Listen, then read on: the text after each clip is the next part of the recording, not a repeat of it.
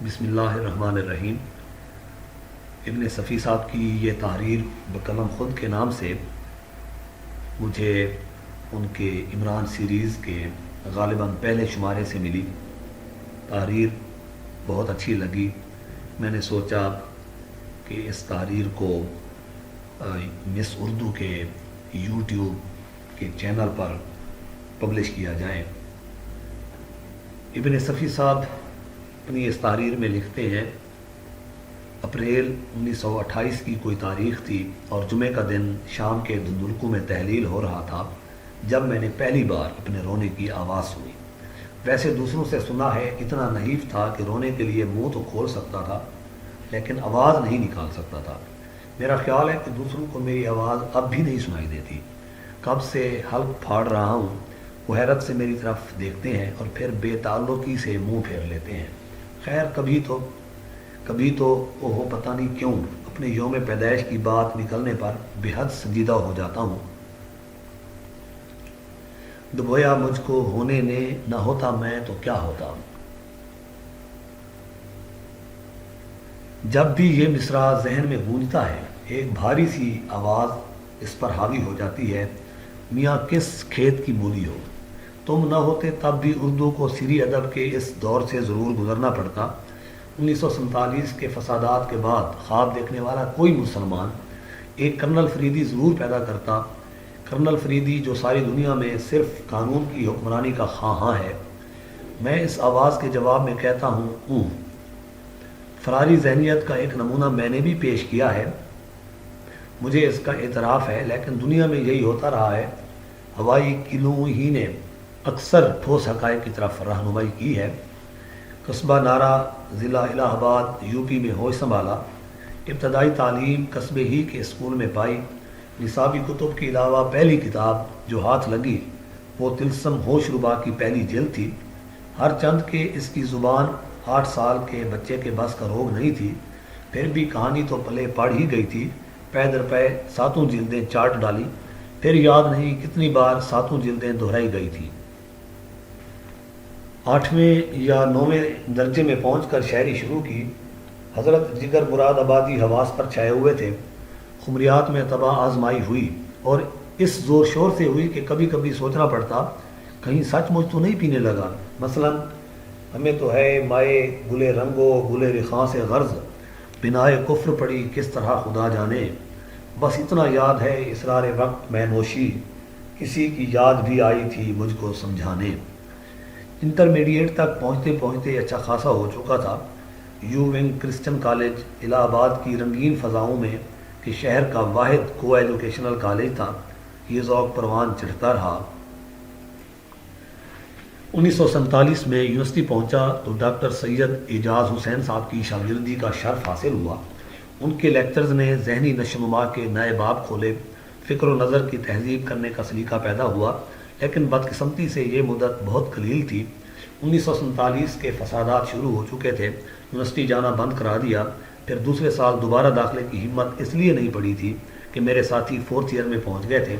الہ آباد یونیورسٹی میں پرائیویٹ امیدواروں کے لیے کوئی گنجائش نہیں تھی۔ یوپی میں صرف آگرہ یونیورسٹی ایسے طلباء کا وحید سہارا تھی، لیکن شرط یہ تھی کہ امیدوار کو کسی ہائی اسکول میں معلمی کا 2 سالہ تجربہ ہونا چاہیے۔ میں نے سوچا چلو یہی صحیح، 2 سال تک لوگ ماسٹر صاحب ہی تو کہہ لیں گے، یونیورسٹی میں داخلہ لے کر احساس کمتری کا شکار تو نہ ہونا پڑے گا، لہٰذا BA آگرہ یونیورسٹی سے کیا تھا۔ اسی دوران میں ہم لوگوں نے الہ آباد سے ماہنامہ نکت جاری کیا جس کے مؤسس عباس حسینی تھے۔ شعبہ نثر کی ادارت ابن سعید نے سنبھالی اور حصہ نظم میرے حصے میں آیا۔ میں نے اس کے لیے طنزیہ مضامین کا ایک سلسلہ بھی شروع کیا۔ یہ مضامین تغر الفرقان کے نام سے لکھے تھے۔ میں یہ سب کچھ کرتا رہا، لیکن 8 سال کا وہ بچہ جس نے طلسم ہوش ربا کی 7 جلدیں چاٹ لی تھی کسی طرح بھی میرا پیچھا چھوڑنے پر تیار نہیں تھا۔ شعر کہنے بیٹھتا تو سامنے آ کھڑا ہوتا، نثر لکھتے وقت تو قلم ہی پر ہاتھ ڈال دیتا اور پھر میں جھلا کر اس کے پیچھے دوڑ پڑتا، اس کا تعاقب کرتا ہوا طلسم ہوش ربا کی فضاؤں سے گزرتا اور بالآخر وہ مجھے رائڈر ہیگرڈ کی غیر فانی حیا کے دربار میں پہنچا کر نظروں سے اوجھل ہو جاتا۔ پھر مجھے ایسا محسوس ہونے لگتا جیسے میری ساری نثری تخلیقات اجاڑ ویرانوں کے علاوہ اور کچھ نہ ہو۔ بے چینی بڑھ جاتی، بے اطمینانی کی حد نہ رہتی، پھر کیا کیا جائے؟ اکثر سوچتا آخر شریعت پسندی کے رجحان کی تسکین کیوں کر ہو۔ پھر ایک دن یہ ہوا کہ ایک ادبی نشست میں کسی بزرگ نے کہا اردو میں صرف جنسی افسانوں کی مارکیٹ ہے، اس کے علاوہ اور کچھ نہیں بکتا۔ میں نے کہا یہ درست ہے، لیکن ابھی تک کسی نے بھی جنسی لٹریچر کے سیلاب کو روکنے کی کوشش نہیں کیا۔ کسی طرف سے آواز آئی یہ ناممکن ہے جب تک کوئی متبادل چیز مقابلے میں نہ لائی جائے۔ یہ قطعی ناممکن ہے، متبادل چیز۔ میں نے سوچا، اور پھر وہی 8 سال کا بچہ سامنے آ کھڑا ہوا جس نے طلسم ہوش ربا کی 7 جلدیں چاٹ ڈالی تھی، اور یہ بھی دیکھا تھا کہ 80 سال کے بوڑھے بھی بچوں ہی کی طرح طلسم ہوش ربا میں گم ہو جاتے ہیں۔ میں نے کہا اچھی بات ہے، میں دیکھوں گا کہ اس سلسلے میں کیا کر سکتا ہوں۔ یہ 51 عیسوی کی اواخر کی بات ہے، جب افسانوی ادب بشمول ناول میں افسانویت کے علاوہ اور سب کچھ بکثرت پایا جاتا ہے، اور ناول میں ناولٹی منقود تھی۔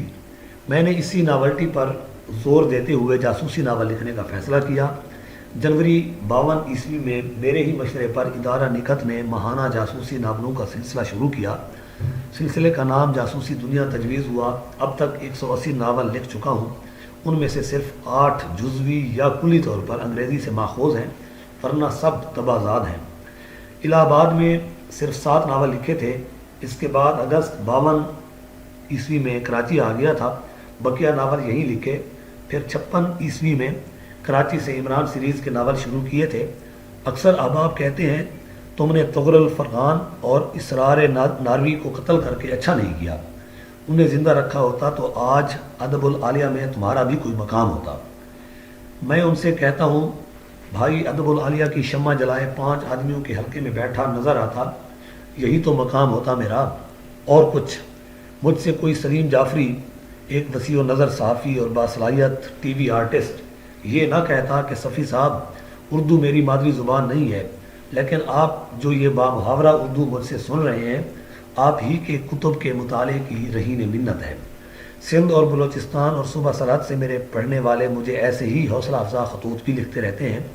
مجھے اس کے علاوہ اور کیا چاہیے؟ اور پھر میں جو کچھ بھی پیش کر رہا ہوں اسے کسی قسم کے بھی ادب سے کمتر نہیں سمجھتا۔ ہو سکتا ہے میری کتابیں الماریوں کی زینت نہ بنتی ہوں، لیکن تکیوں کے نیچے ضرور ملیں گی۔ ہر کتاب بار بار پڑھی جاتی ہے۔ میں نے اپنے لیے ایسے میڈیم کا انتخاب کیا ہے کہ میرے افکار زیادہ سے زیادہ افراد تک پہنچ سکیں، ہر طبقے میں پڑھا جاؤں، اور الحمدللہ میں اس میں کامیاب ہوا ہوں۔ تھکے ہوئے ذہنوں کے لیے صحت مند تفریح مہیا کرتا ہوں۔ کچھ نہ کچھ پڑھتے رہنے کی عادت ڈلوائی ہے۔ برے صغیر میں ریڈنگ لائبریریوں کا رواج میرے بعد ہی ہوا ہے۔ انہی لائبریریوں میں ادب العالیہ بھی کھپ جاتا ہے۔ جاسوسی ناول پڑھنے والوں کو جب کوئی ناول نہیں ملتا تو ادب العالیہ بھی پڑھ لیتے ہیں۔ لہٰذا ادب العالیہ پر ناز کرنے والوں کو مجھ پر خار نہ کھانا چاہیے، انہیں تو مجھ پر پیار آنا چاہیے۔ ادب العالیہ کی رسائی عوام تک کرانے کا سہرا بھی میرے ہی سر ہے۔ بقلم خود اتنا کچھ لکھ دینے کے بعد سوچ رہا ہوں کہ اپنے بارے میں کچھ لکھنا بڑا جان جوخم کا کام ہے۔ کہاں تک انانیت کو دبایا جا سکتا ہے؟ تھوڑی بہت لاف و گزاف بھی ہو جاتی ہے۔ اسی لیے میرا اپنا ہی خیال ہے کہ اپنے بارے میں گفتگو کرنے والے اول درجے کے بے وقوف ہوتے ہیں، لیکن مجھ سے یہ بے وقوفی سرزد کرائی گئی ہے۔ میں خود اس کا ذمہ دار نہیں ہوں۔ اللہ بڑا رحم کرنے والا ہے۔